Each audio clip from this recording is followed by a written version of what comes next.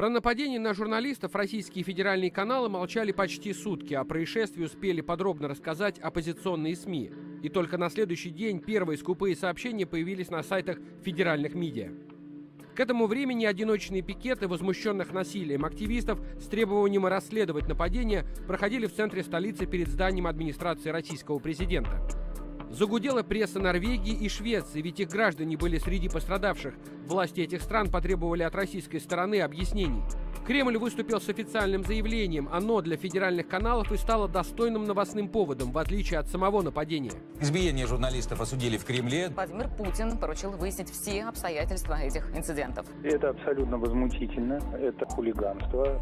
Ни один из каналов не ставит под сомнение официальную версию хулиганства. Об обстоятельствах нападения рассказывают подробно. Микроавтобус международной группы остановили. Неизвестные в масках вытащили испуганных людей на улицу и стали избивать их кулаками и палками. Около 20 вооруженных человек напали на журналистов и сотрудников комитета против пыток. Людей избили, у них отобрали мобильные телефоны. И вот на этом месте подожгли микроавтобус. В больнице сейчас 4, в том числе 2 граждан Швеции и Норвегии. Возбуждено уголовное дело по статьям хулиганства и умышленное уничтожение имущества. Рассказали федеральные СМИ о нападении на офис комитета против пыток, произошедшем той же ночью. Но при этом ни слова о том, чем занимается организация, о ее предыдущих конфликтах с чеченским руководством. Не объясняют и зачем иностранные журналисты ехали в Чечню. Об этом можно узнать из норвежских медиа. Винстед писал об убийствах, пытках и злоупотреблениях в Чечне. В частности, о 2 чеченцах, которым Норвегия отказала в статусе беженца.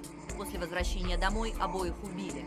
На российских каналах об этом ни слова. Зато ясно озвучена позиция властей республики. Мы ни при чем, все это провокация. В Чечне попросили не связывать эти события с руководством республики. Время уполномоченный по правам человека в Чеченской республике Нурдин Ухажиев сразу заявил, что это была однозначно заказная, четко срежиссированная акция. Скачать ситуацию и показать все, как это плохо по всей России. Дело взято под контроль российским министром МВД. О деталях расследования информации пока нет. Основные российские телеканалы уже перестали освещать эту тему.